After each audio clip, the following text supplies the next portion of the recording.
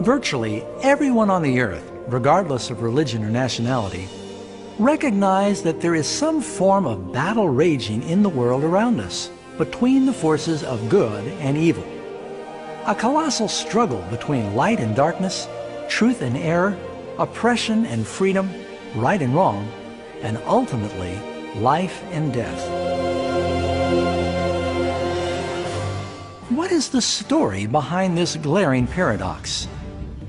Many religions, including the Bible, teach that beyond the three-dimensional veil of our physical world we see, there's another very real spiritual world we cannot see.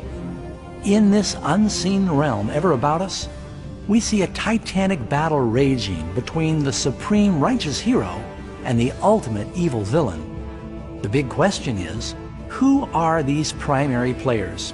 And how, where, and when did this cosmic crisis begin?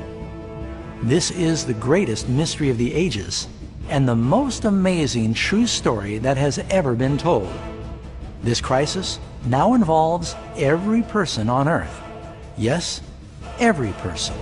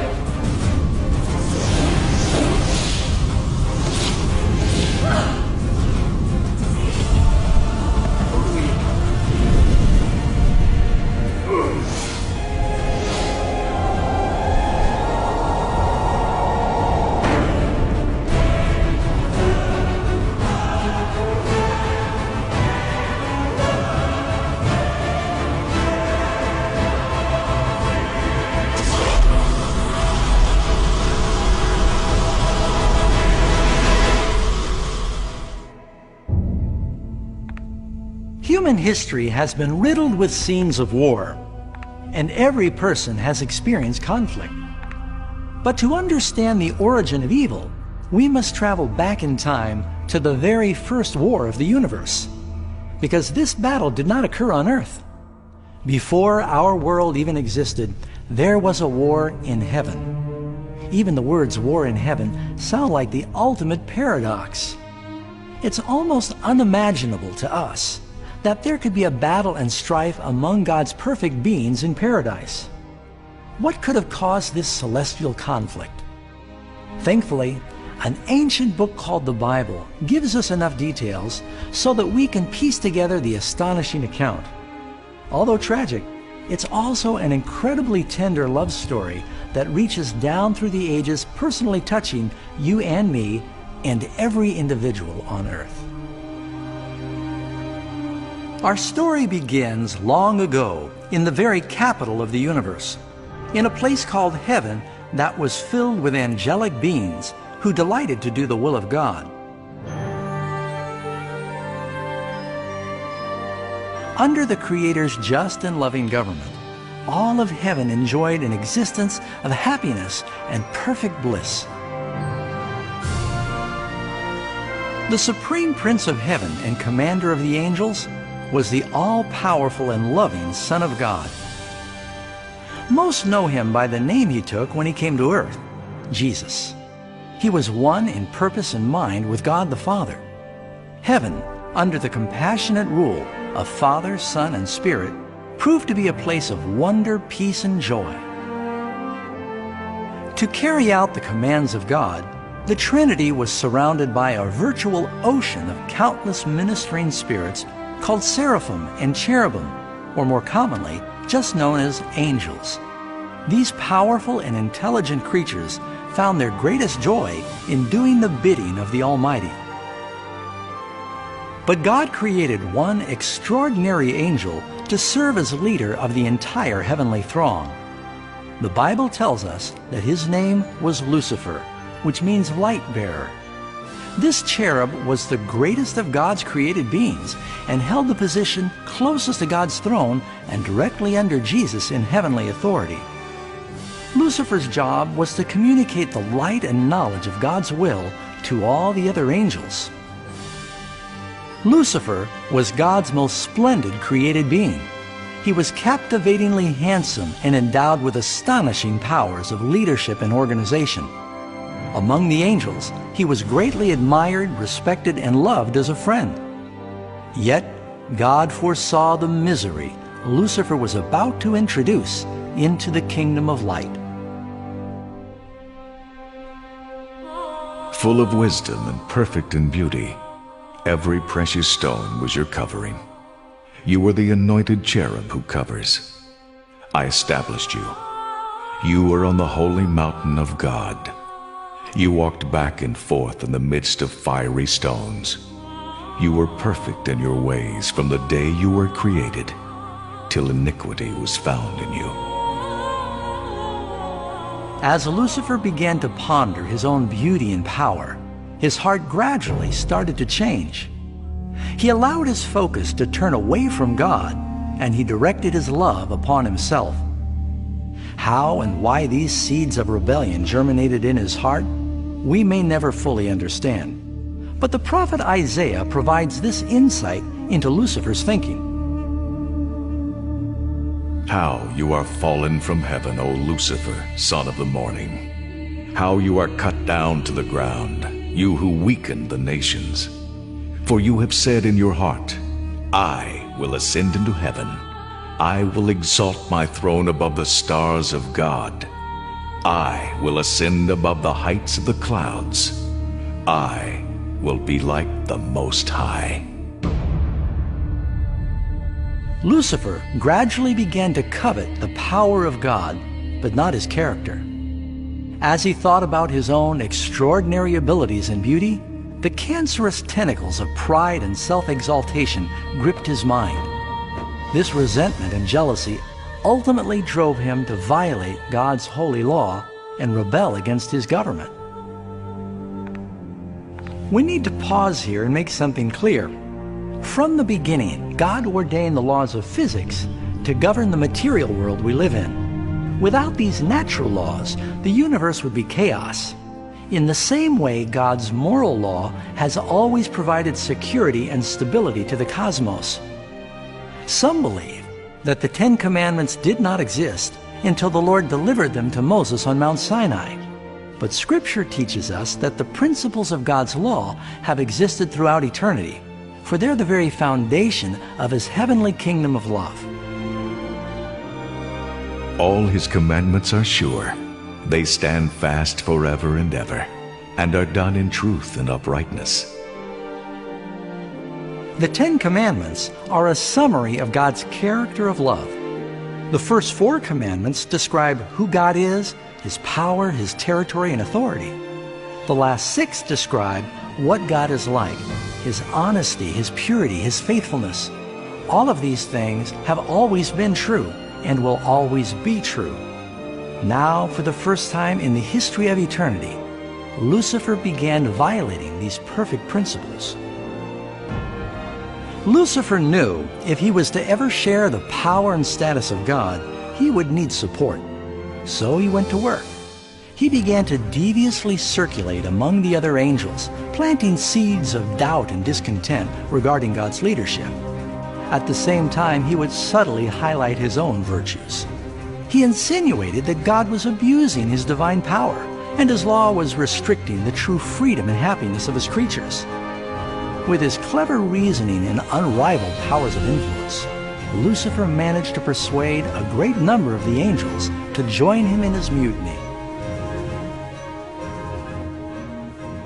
Perhaps you're wondering, how could so many intelligent angels be duped into following this deceiver? Well, keep in mind, up till this point, no angel had ever heard a lie. And at this early stage of the rebellion, The angels did not realize how obsessed Lucifer would become with acquiring the position of God. They did not know he would eventually stoop to torture and murder God's own Son on the cross in an attempt to seize his throne. Strangely, Lucifer thought he could conceal his true purpose from God. Woe to those who seek deep to hide their counsel far from the Lord, and their works are in the dark. They say, "Who sees us?" and "Who knows us?" Don't think for a moment that Lucifer's rebellion surprised God or caught him unaware. The Lord knows all things, including the thoughts of his creatures.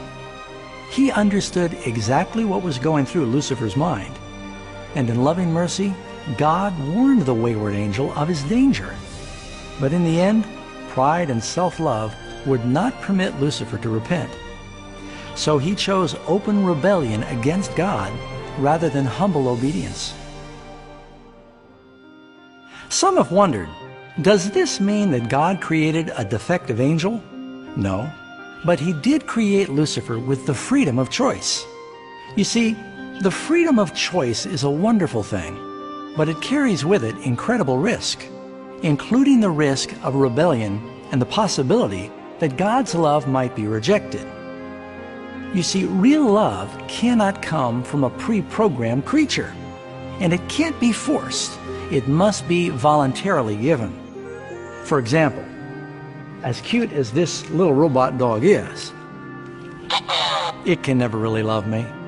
I can make it appear to love me, but it's only carrying out pre-programmed instructions. It has no choice. On the other hand, this little guy is truly happy to see me.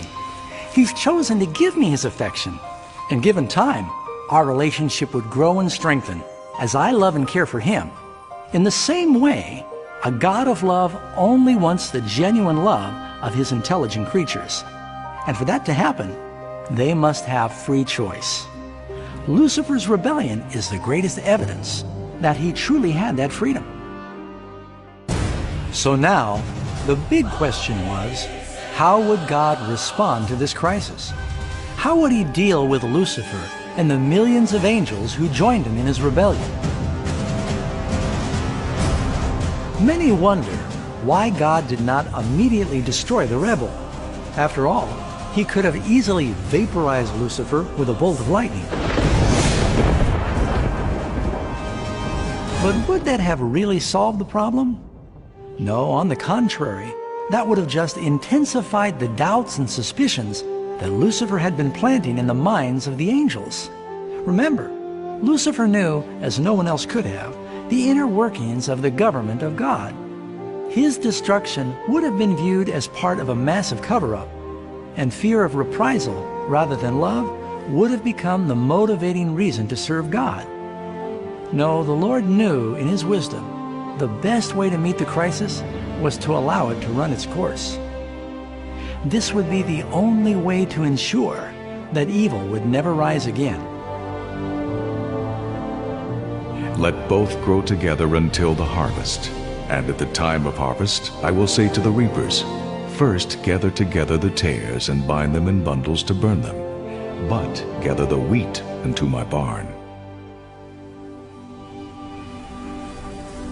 In the parable of the wheat and the tares, Jesus illustrates that a growing time is needed for a plant to reveal its true nature. In his infinite understanding, God knew, given time, Lucifer's real character would be exposed, and the bitter fruit of his rebellion would become apparent to all. Up till now, the citizens of the universe were unfamiliar with sin and where it would lead, but that would change as they came to see for themselves its terrible self-destructive nature.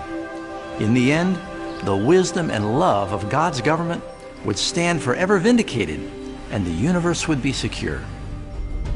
As Lucifer and his supporters brought the rebellion to the forefront, the Lord knew that there would be no peace if they were allowed to remain in heaven. A line must be drawn, action taken, and the rebels evicted. But Lucifer and his supporters would never go willingly or peacefully. The next step was war. And war broke out in heaven. Michael and his angels fought with the dragon, and the dragon and his angels fought, but they did not prevail, nor was a place found for them in heaven any longer. So the great dragon was cast out, that serpent of old called the devil and Satan, who deceives the whole world. He was cast to the earth, and his angels were cast out with him. The Bible doesn't reveal exactly what weapons were used or how long this cosmic conflict lasted.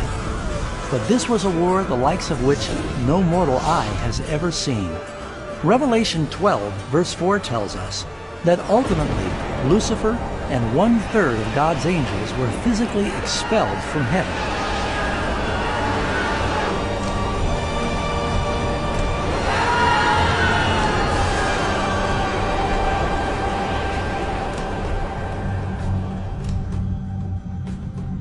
But what next? Lucifer now had millions of angels on his side, but he needed a staging ground from which to continue his revolt. Soon, all too soon, the universe would begin to understand how painful and costly the wages of sin could be. For the war was not over. It had only just begun. Lucifer, the light bearer, had now become Satan, the adversary.